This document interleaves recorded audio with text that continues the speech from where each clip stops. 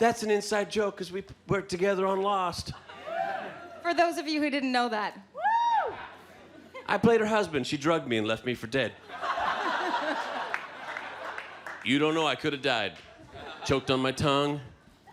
Maybe I'm allergic to carpet lint on the floor. You know how that goes. At least I left you with a necklace. I did. I have the necklace, so I still keep that. Anyway, welcome.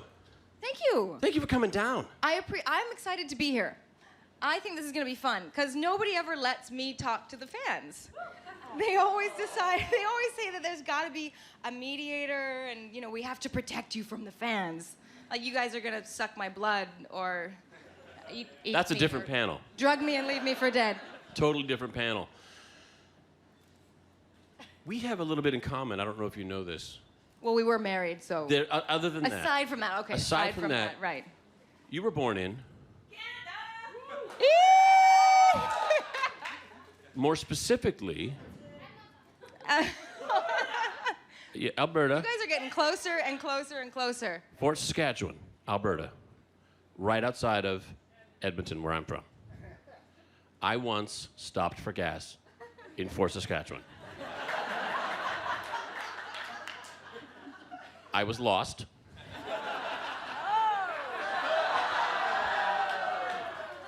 Didn't even mean for that to happen. I was lost, and I had to stop for gas in Fort Saskatchewan. At the time... And while he was there, and while I was he there, noticed this really cute, freckle-faced, green-eyed girl. a rare beauty doing oil changes on big rigs. I love it when people do their research. But you didn't stay in Fort Saskatchewan for very long. Oh, good. We have a little scoochy thing for you. That's really kind of fun.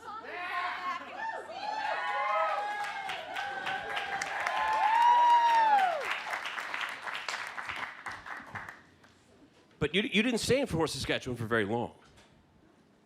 Who are these people? Sorry, I'm Canadian. We don't follow that sport. Baseball's a lot like hockey without the skates or the action. Or the skill.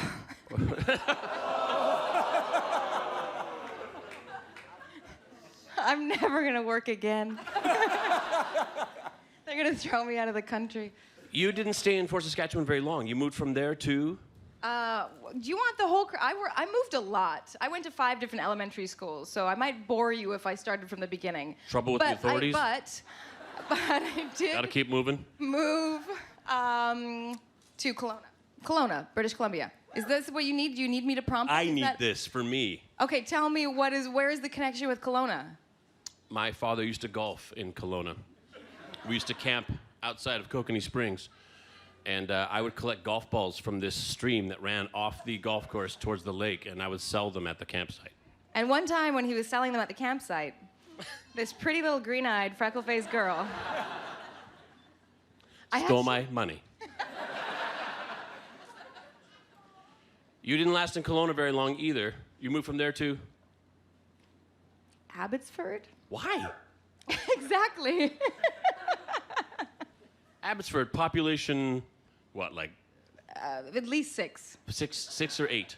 At the most. The sign for population is like a little flip chart. You have to get, when someone leaves town, they flip it back, and they flip it over when you come back. Abbotsford to? Kelowna. Back to Kelowna? Mm-hmm. And then to? Vancouver. Finally.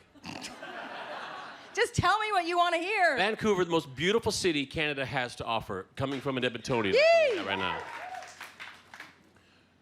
One day, you get a phone call for an audition for a TV show called Lost. That took a long time to get here. Really? Yeah. Yes, I did. Yes, I was in Vancouver. I got a phone call for an audition for a show called Lost. And you said, what's the worst that could happen? If I'm honest with myself, I actually said, this sounds stupid.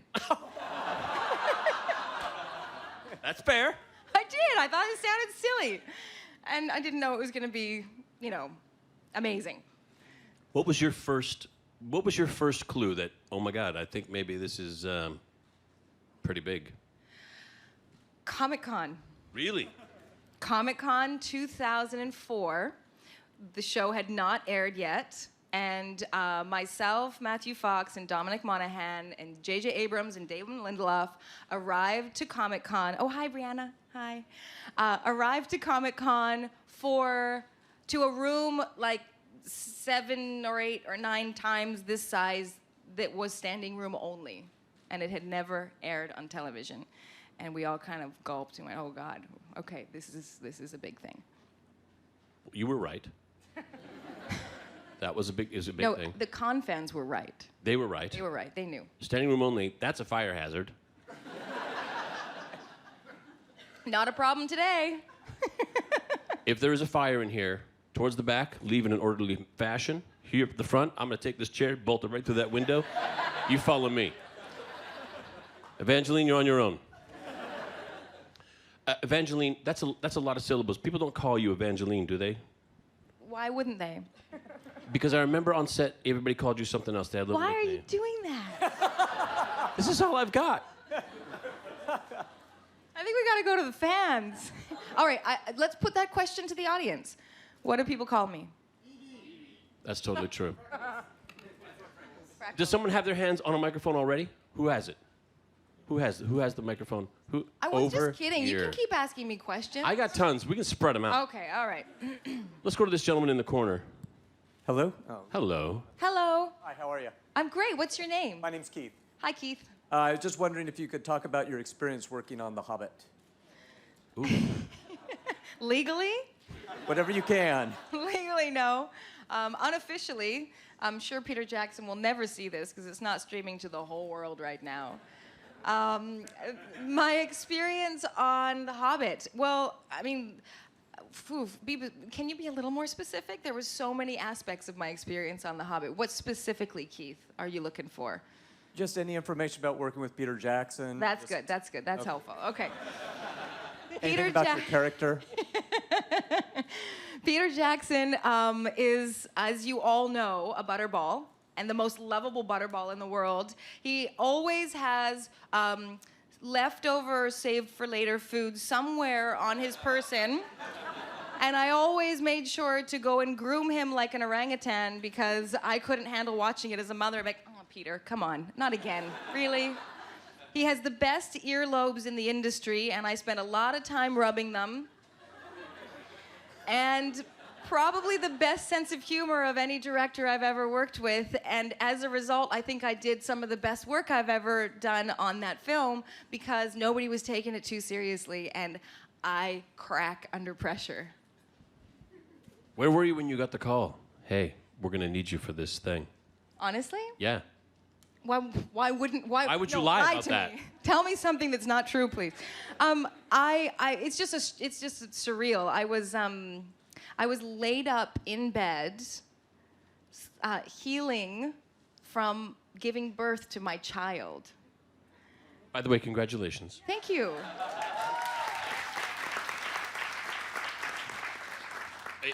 So you're just going, oh my God, I just need a little break. Just give me a second, catch my breath. Okay. Ring. Is there anything left down there? Will I ever walk again? And then somebody said, you won't just walk, you'll kill orcs.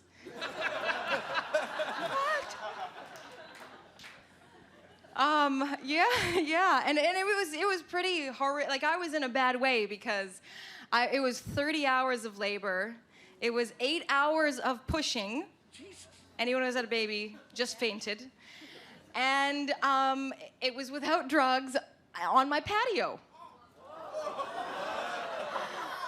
In a thunderstorm. In an island-wide power outage.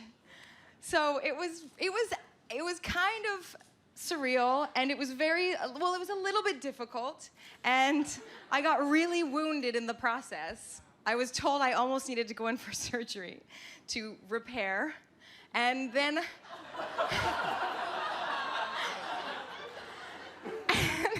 I was told there's no such thing as too much information at Nerd HQ. Is that right? Say anything, right? So then I got this call. And they said, would you like to fly to New Zealand and be an elf? And Except for the part about the phone call, I think that's how Davy Crockett was born. Or some like lumberjack. Or some Thor. kind. Yeah, something. Yes, there we go. You had a baby. Is that what? Here I have a book here. The Squicker Wonkers by Evangeline Lilly. What made you decide to do one of these? Well, I have been professing to want to be a writer for a very, very long time, annoying a lot of people, especially because usually when I talk about writing, I talk about leaving acting, and my fans don't love that idea. Thankfully, they're not mutually exclusive anymore. And I happen to have written a children's story called The Squicker Wonkers when I was 14 years old. And because I'm in wonderful geek company, I can admit to the fact that when I was 14 years old, sitting in my room and writing dorky poems was more attractive to me than partying with my peers. Because I'm a dork. And I wrote this poem that my mother at 14 was like, you really need to publish that. And what 14-year-old knows anything about publishing a book? So I obviously never did. 20 years later, old. 20 years later, I worked with Peter Jackson and his amazing team at the Weta Workshop, and his amazing team at the Weta Workshop were so inspiring that they were all making their projects and realizing dreams and doing exciting, creative things every day, and I was like, I want to do that. I want to realize a dream and have a project and create amazing, creative things. So I partnered with one of their artists, Johnny Fraser Allen, who illustrated this incredible book for me, and we worked our butt off for the last year, driving ourselves hard to get here this year, and we did it, and we're here. And this book is not for sale in stores, it's not for sale online, it's for sale at Comic-Con only this year, and you guys are my litmus test, because you guys hold the bar high, you know graphic stories, you've got really sophisticated taste, and I want to know what you think of my book. Where specifically? Because Comic-Con's big. Do you know where booth 2986? Do you know that? Oh, yeah. The Weta Workshop booth 3513. Thank you. I can find that on a map. How much did this change between the time you were 14 writing this and now? How much did it change? Completely. I Really? mean, well, the plot is still the same plot. It's still the same essence. The story is the same essence, but I've rewritten and rewritten and rewritten and rewritten because when I brought it to a professional last year and said, I've got this story, what do you think? He was like, you'll never get that published. And I said, okay, well, how would I get to a place where I might be able to publish it? And he said, a lot of rewrites. I don't mean like your casual, I mean like you will have to go into the trenches. It was obviously terrible, but the good thing is the very same man a year later signed off on it and said that he believed that it was a wonderful, sort of kind of revolutionary new thing for kids. So. But not before the little 14-year-old girl inside you died a little bit. A little bit. A little bit, all right. But my mommy loved it. Can I read an excerpt just to give you a little taste? Can I read this? So what do you say? The voice carried on. Will you leave or will you engage? Though the girl was suspicious, her fear felt delicious, and so she hopped upon the stage. It's a limerick.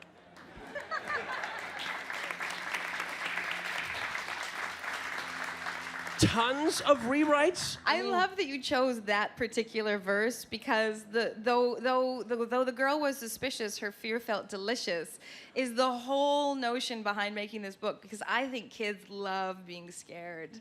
I think big kids love being scared too, and I wanted to put it right in the book for parents to like really accentuate it and say, look, kids find this yummy. They like dark, scary stuff. Anyway, sorry, what were you saying? Was that you when you were a kid? Did you like the scary stuff? I hated it. Ghost stories? Oh my God, I hated it. If kids watched scary movies when I was over at their house, I would hide in the bathroom. And I would wait 2 hours till the movie was over. So no one else could pee. I have to pee. But for some reason, I understand that I was weird and that most kids do really love it. There is a rush of endorphins when you feel fear. And as a child, I think that's the closest you get to being drunk. You know, it's like your first, oh my God. Now that is an experience I enjoy.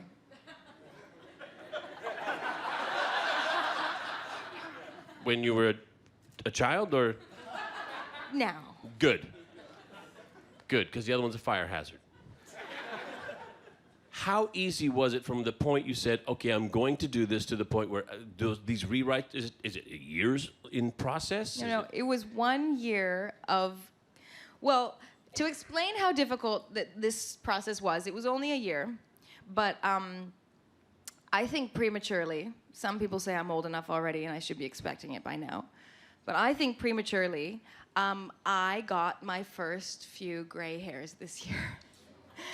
And they occurred, I noticed them, they happened on the same month that I was not only locking this for print and trying to arrange, to get it here, but I was doing reshoots on The Hobbit full time and working around the clock. And I got my first few gray hairs on this book, so please buy it. Welcome to the club. I have my niece sit behind me like an orangutan, and she picks up gray hairs. She gets $1 for every gray hair she pulls, but I take away 2 for everyone that's not gray. The system works. How did you get introduced to your illustrator, Johnny, here? Richard Taylor, the head of Weta Workshop, is an incredibly generous man. I don't know if any of you had a chance to meet him, but he is somebody who I aspire to be like. He is incredible. And I brought my stories to him and I said, do you think any of your illustrators might be interested in the book? So he took 2 of my stories, and showed it to the illustrators. Johnny came back, he was interested. I said, great, let's start on Exhibit A. So we started on Exhibit A, and about a month into it, he was like, just so you know, I really love Exhibit B, and I've done this. And he showed me this incredible watercolor image of these marionette puppets in a wagon with this little girl with this bright red balloon between them. And I knew immediately we were going to change course, and we were going to do Exhibit B, because his vision for the images in this book completed the image that I had from the story, and it totally elevated it. I mean, this book, if it was just the words, would not be here today, and I wouldn't be selling it, and I wouldn't be as proud of it as Johnny's just given me something incredible in the illustrations. Very nice. I'm being selfish. Is there another question?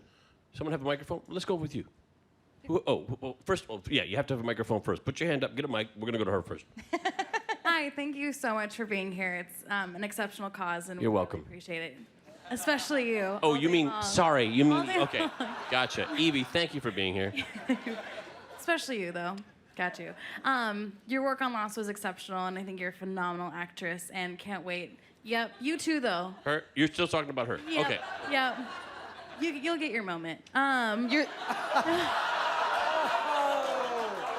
wait. It's fine. I have to say, your drooling was incredible in that final Thank scene. you. Your moment's tomorrow. If there were any show on television right now that you could be a part of, what would you be in? If we're talking about full-time being a part of, forget about it. I'm never going back there. It's way too much work. It's so much.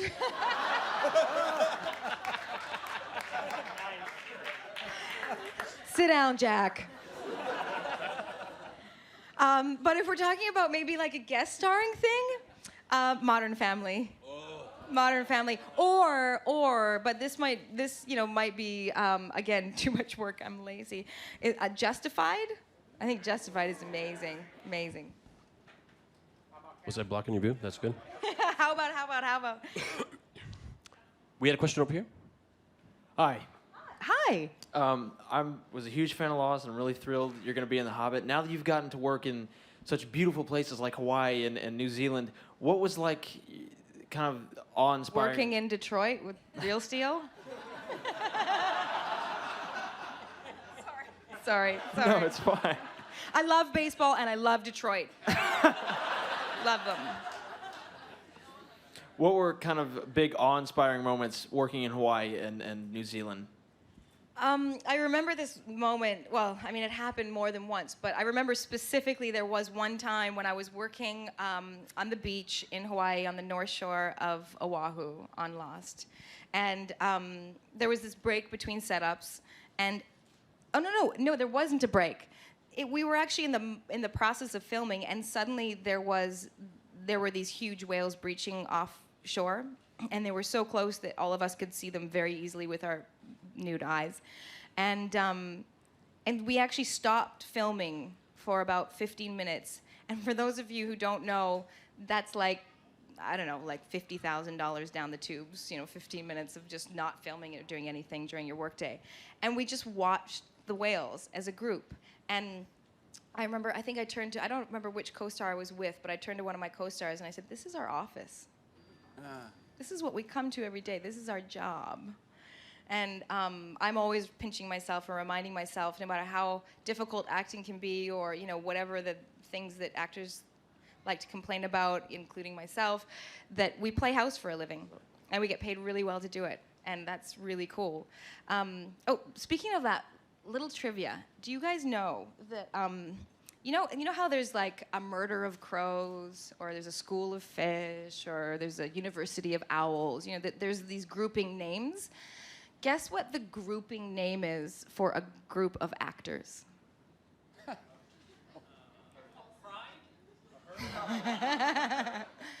It's a complaint of actors. And then to finish your question, New Zealand moments that stood out, spectacular moments that stood out.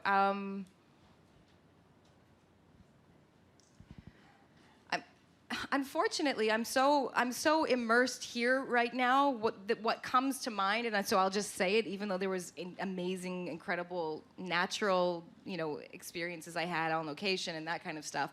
But for me, the thing that stands out in my mind right now was having Fran Walsh and Philippa Boyens, who are Peter Jackson's writers, mentor me through this project. They're busy ladies. They don't have a moment to spare, but they were so enthusiastic about this book, and they came on and they helped me tweak it, and they helped me do some of those, dozens of rewrites, and gave their time so graciously and generously to me, and that just stands out for me. One more question about the illustrations, because I'm loving this right now. Thank you. Good. Keep loving it. Love. When a publisher comes to you and says, we need another rewrite, and you have to keep coming back, does an illustrator come to you and you're looking at these beautiful artworks? Do you say, nah, more hair, or less spooky? Do you have that? Yeah. And I mean, I don't know if all writers and illustrators have that relationship, but Johnny Fraser Allen was generous and kind enough to treat this the way he would treat anything he worked on at Weta Workshop, which is he treated me like the client, and he said, I want you to be happy with this end product. So he would send me ideas, and I would say yay or nay, or he would send me what he thought was a finished illustration, and he'd be really excited, and I go, this needs to change, or I don't want that different, and I felt like a complaint of actors. I felt like such a jerk. But I knew at the end of the day that this had to be my book, and it had to be something that I would flip through every single page and go, oh, I love this page, you have to see this page, and then flip to the next page and go, oh no, this is my favorite page, I love this page. So that's what I've got now, and that's thanks to Johnny's generosity in allowing me to collaborate with him in that way. But with the rewrites and the illustrations, what got really tricky was he would do things that were so gosh darn gorgeous that didn't really work for the story, that I would just go change the story. Because I was like, I love this, it has to be in the book. And I rewrote the story according to the illustrations a number of times also. And then we started designing the book, and then it wouldn't work for the design, and I go back and I rewrite it again to make it work for the design. So it was very organic. Everything had to work together. Very nice. Who has another microphone? Right here in the front. Keep calm, buddy. Hi. Hi. We are all very excited to see you in The Hobbit as an elf. Did you have to learn any Elvish? And can you share it with us?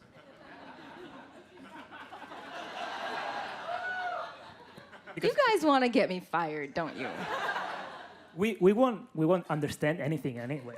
So. This is Comic-Con. This is where the fluent Elvish speakers come. The only people in the world who know Elvish are here in this room today. Okay, yes, I did have to learn, I didn't have to learn the language of Elvish, which I think would be really cool if I had, but I didn't. I learned my lines in Elvish, and I would memorize them. And the thing is, if I tell you a line that I said in the movie in Elvish, it's obviously an important line, because only the important lines go to Elvish. You're gonna know a plot point, and then I'm gonna get fired, and then I'm gonna get in trouble. So all I can give you as a peace offering is, you're gonna love this because of the guy, anyway, is Hirnin Legolas, which means my Lord Legolas. Oh. Antale.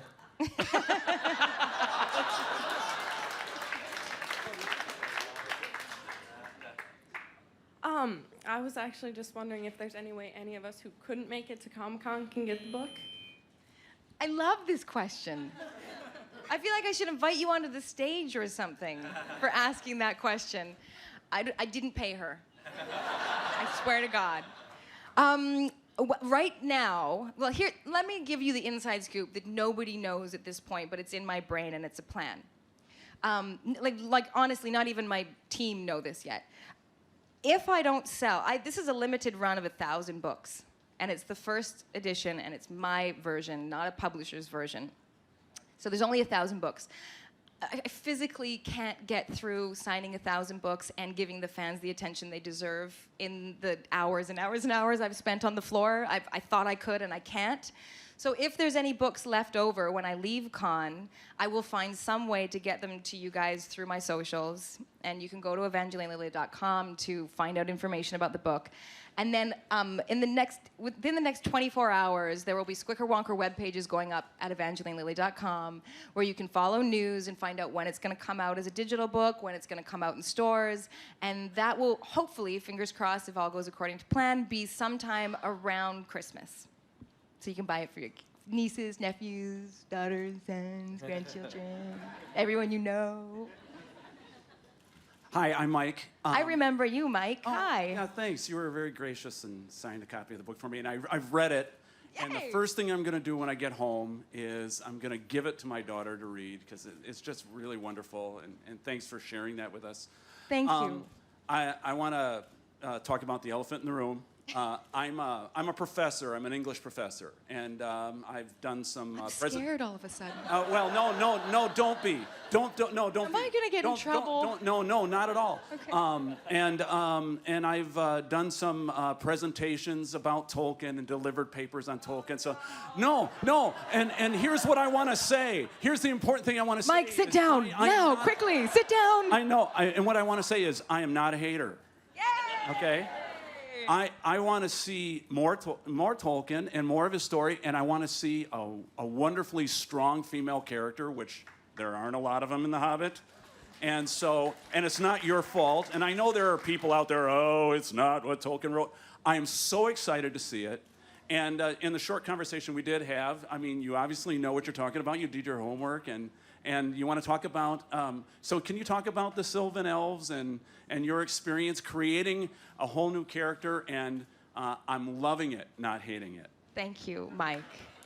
Another fan that should be in the leader panel board up here, prompting all the right questions. Didn't pay him either. Didn't pay him. So here's my take on all of this stuff. I was a fan of Tolkien before Peter Jackson made the Lord of the Rings trilogy. And I swore I would not go see those movies because I swore nobody could do those books justice on screen. And then my family, who are also diehard fans, decided to make a whole group event of it during the Christmas break. So I was home visiting, home from Lost, and I had limited amount of time with my family, and they're like, we're all going to this movie. And I thought, well, okay, I'll come because I don't want to miss out on time with my family. And couldn't believe that he had created everything that was in my brain. Like everything I'd visioned, everything I saw when I was reading the books showed up on screen, except two things which I won't tell you because it's rude. And I loved the movies. I fell madly in love with those movies, and they're still some of my favorite movies. And I really felt that he, at that point, became the official shepherd of visualizing, creating visual images of Tolkien's work. So when I got that call when I was sliced in half, laying in bed, I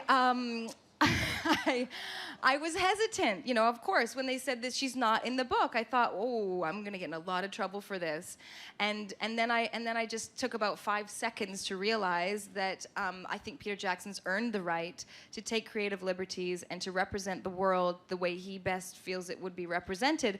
And the thing about The Hobbit, I went back, it was my favorite book when I was little. And when I went back and reread it for the role, I realized it is a very simple, linear children's story that isn't really complex enough for the screen. It would be boring. No offense to Tolkien, it's awesome as a book, but it would be boring as a movie if it didn't get filled out in a way. And he wrote in a time when men were excused for not having women in their stories because women were a subclass of citizens at that point. Women are no longer a subclass of citizens, and we should be represented in all of the stories that are told on screen and in books.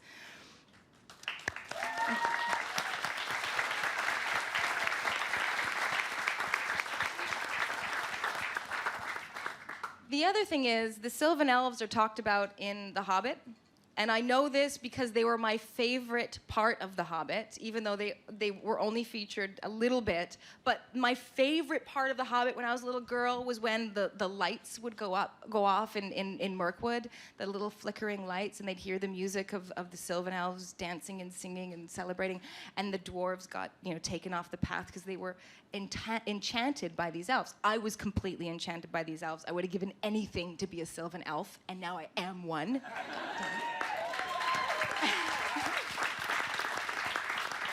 And somebody in the movies had to represent that group of people, because you don't care about a group of people until you know one of them. And now you're gonna know one of them. I'm done. I'm off my soapbox. We're friends again. Pick the next question. There's a couple people out there with microphones. Hi. Wait. Start with L. You were supposed to tell me. She has such a pretty name, and I've seen her twice, and every time I'm like, I want to remember that delicious name, and I can't remember it. It's as pretty as she is. Anyways, go ahead. Thank you. My name is Lavinia. Lavinia. Isn't that nice? Lavinia. Well, Evangeline is much nicer. Yeah. No, it's not. Okay. Okay, my question is, one sentence of the book goes like, and this is the first of this Squidward tale. So, do you plan on having more books about this story? This is on the board. You're on the board. This is the first of what I hope will be a series of graphic children's storybooks. And when I say graphic children's storybooks, I think I made up that title. I don't think that's actually a legitimate title yet. Because you guys at Con have to help me, because I don't know the graphic storybook world very well at all. But I don't know of any children's graphic storybooks. I know of graphic novels that are designed for like young adults and for teenagers, but do any of you know of a graphic storybook that's designed for little kids? Crickets. I love it. So that's what I'm trying to do with this. I think that kids should be introduced to graphic storybooks sooner, because they're the best books in the world. And I love looking at visual images as much as a 4-year-old does. And so these will hopefully be 18 books. There will be the demise of the Squickerwonkers and the origins of the Squickerwonkers. And they will come in that order, even though it's the reverse order to the chronology of a human life. And that's uncomfortable, and that's why I want to do it that way. And hopefully, if this one's successful, we'll have the second one at Comic-Con next year.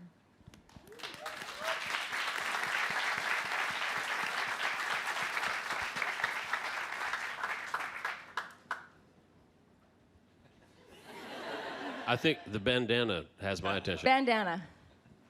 Hi, my name's Indy. We're actually from Canada as well. Yay! Toronto, definite hockey fans. I'm going to buy that book, I think, at this panel for my 3 kids. Hope Thank it's appropriate you. for young ones as well.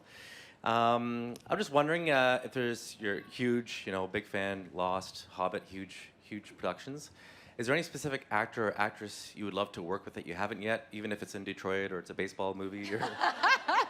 that's actually like a good parallel, because one of the main reasons I worked in Detroit was because I had an incredible amount of respect for Hugh Jackman, and I had told myself about a year before I got offered that role, I would really like to work with Hugh Jackman. I loved him in The Fountain by Darren Aronofsky. I thought he blew himself out of the water. I mean, that guy's performance in that film told the world, in my mind, that he was much bigger than just a pop star icon. That he was a true artist and a true actor. Anyway, tangent.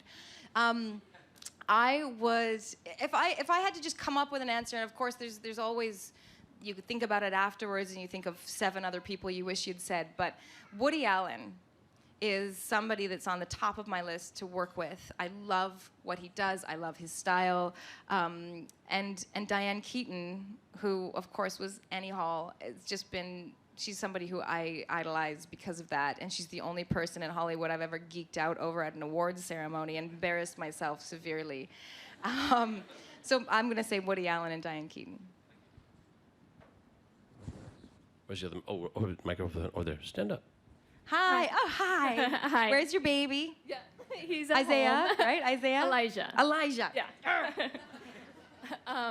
Yeah, I'm Ali. And first of all, I just want to thank you for being here and just, all of that. I just really enjoyed meeting you. And I thought 18 hours without medication was difficult, so I commend you for that.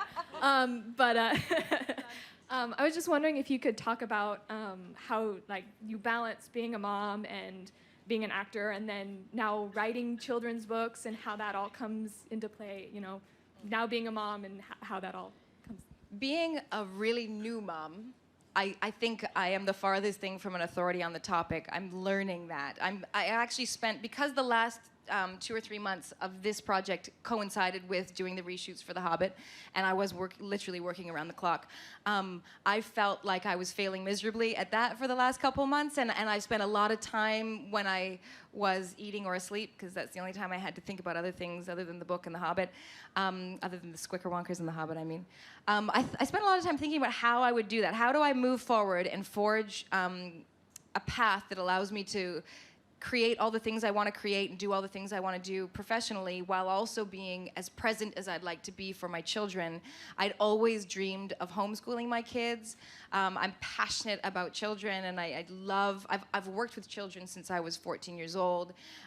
So I think I'm still learning that, and I wish I had a more succinct answer for you, but I really don't.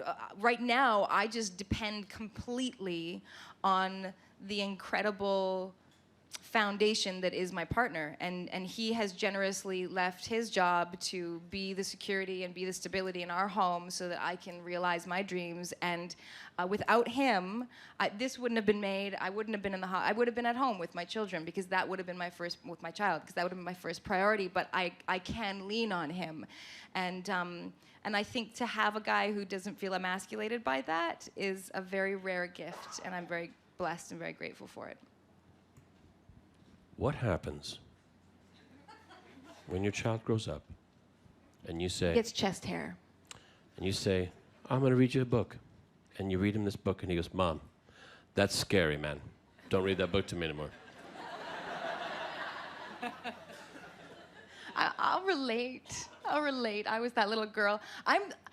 Somebody said, does being a mom change like how you approach children's storybook writing? And I was like, I don't know, man, because I can't read it to him yet. I try and he gets bored. He's 2. He's like, Mom, can we move on? That's a long book, and he doesn't get it. But he does, whenever I'm working on the book or talking about the book, he'll just walk into the room and go, Squickerwonkers. And it melts my heart. Who has the mic now? Where are we looking? Please. Hi, thanks so much for coming. I was just wondering, given kind of the tone of the book or what it looks like, if you were a fan of Tim Burton, and if so, which of his movies are your favorite? I'm a big fan of Tim Burton, and the main thing I like about Tim Burton is that Tim Burton has never apologized for being Tim Burton. And I imagine it was hard for Tim Burton to get anyone to believe that what he was doing was something that could be marketed, that could be marketable.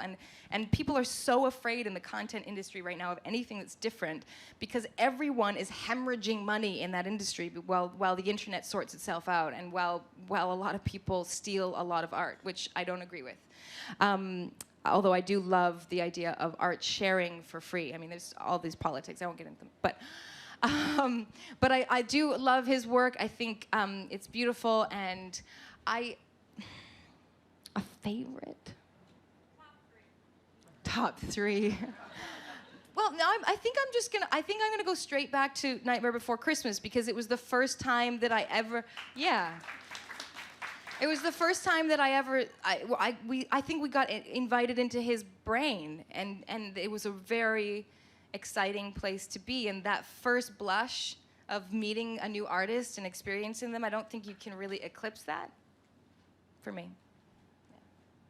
Very nice. Who's got another microphone out there? Brianna does. Hi. First of all, I just want to say thank you so much for making my weekend so amazing. Like, you've been so much nicer to me than you need to be, and you're just great to all your fans, and a lot of people are. I got so scared when you said that. I thought you were going to say you were so much nicer to me than Nathan Fillion was. I haven't even met her yet. Give me a chance, Rihanna. Okay. Give me a chance. My question is, you've affected a lot of females by doing your strong roles and just by being like a very yourself person in the media. And what is your, like, how do you feel about that? And like, was there ever a moment where it hit you that was a reality? Yeah, when I started on Lost, I made a commitment to myself that for the duration of that show, as long as I was physically capable of doing it, I would respond to every single fan letter that came to me by hand myself. And I did for 4 years. And by season 5, it was the boxes were so piled up I couldn't keep up. So I would just do what I could, but I didn't get to everybody by that season. And that was how I started to realize what was happening out there. Was I would get these incredible letters from women and girls at the time, like Brianna, that would say things like, you know, I am stronger because of you, or I am freer to be myself because I believe that's what you're doing. Or, you know, there's just different ways that people would say that I was becoming a role model for them.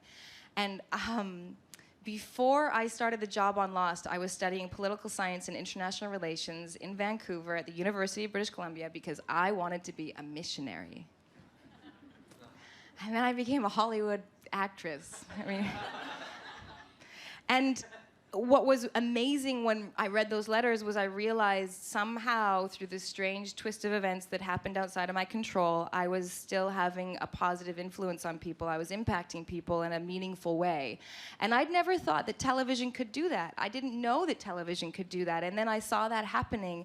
And I mean, I would read letters that would make me cry, and I would read letters that would make me angry because people weren't being treated right in the world. And I felt like suddenly I realized there was this beautiful responsibility that I had, and I'm honored to carry that load. I feel very blessed by the amount of people who somehow, through whatever I'm doing, have been able to grow and become a better, stronger person because of it.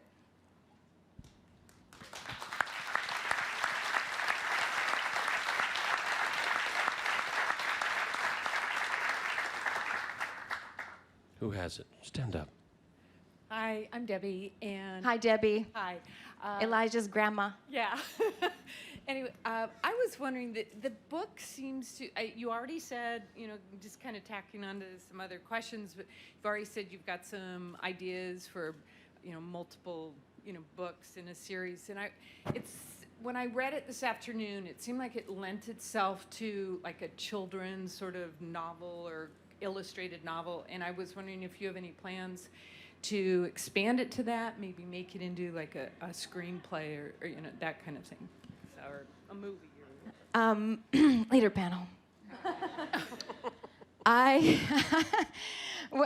Tim Burton's name came up when we were making this book because Johnny Fraser Allen admires him also. Chris Grimley came up because Johnny Fraser Allen also admires him and introduced me to him. I'd never even heard of him until Johnny showed me his work, and can't believe I didn't know who he was before that. But we have, of course, all of these, cherry on the top of the sundae ideas of what this could become and what we would love to do with it.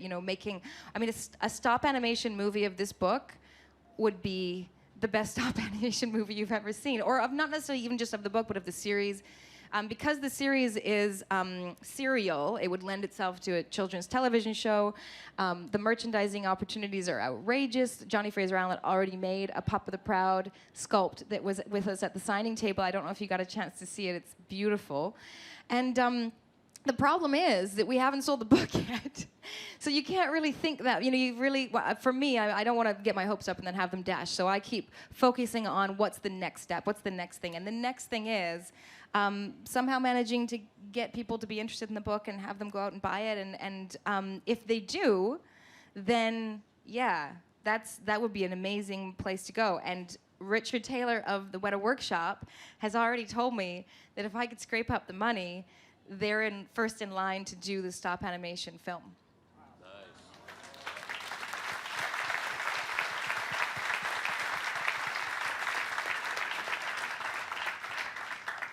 Very clever then, bringing it to Comic-Con, limited run, making it not only collectible, you can only get it here. Very, very clever. We have time for one more. Are you trying to get on the leaderboard? Trying. You're not making it easy. You have to be nicer to Brianna. If Do I? I love what you've done with your hair. Me too. It looks like Tauriel's hair. Hello, I'm Hello. Christina. Thank Hi. you so much for being here. This is so awesome. Huge Lost fan, obviously. Just curious, what was your favorite episode of film? And at the end, did you take anything from the set? Of Lost? Yeah. We won't tell. Well, my favorite, I don't have, I've been asked this a lot. I don't have a favorite episode, but I'll boil it down. My favorite season was season 1. And in season 1, my favorite episode, which you guys can tell me the name of because I've forgotten right now, is the one where Boone dies and Claire gives birth to Aaron. What's that one called? Somebody knows it. I don't know it. I'm embarrassed. It's not called Boone Dies. You're on the followers board. There's no leaderboard for you. Boone Dies. That was my favorite episode of that season, which was my favorite season. And did I take anything from the set? I took the first original on-set, on-camera Dear Mr. Sawyer letter.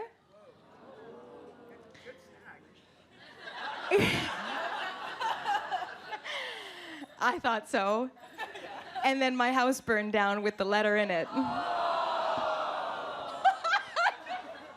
it. I love it. You guys, I would have waited for 7 hours in line for that letter. How could you let it burn?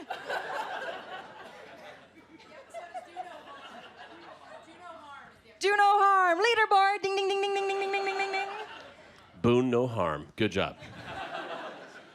Evangeline, thank you so much for joining us and donating your time and helping us today.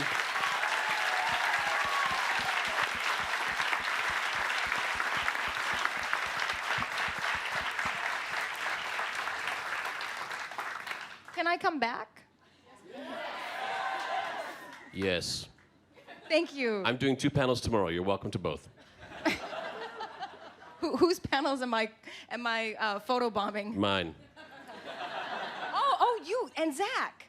Yeah, I guess. Oh, I should he can crash come that. too if he likes. I should totally crash that.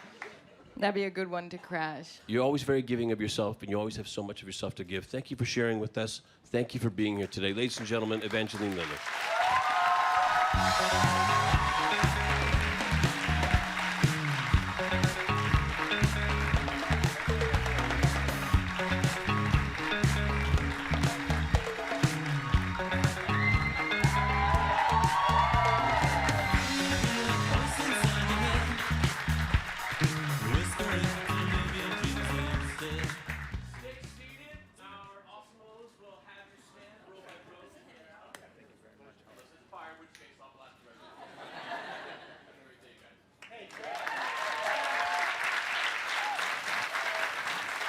All right, ladies and gentlemen, here's what we're going to do. From that pillar right here, these two back rows, you guys stand up here, go out that way.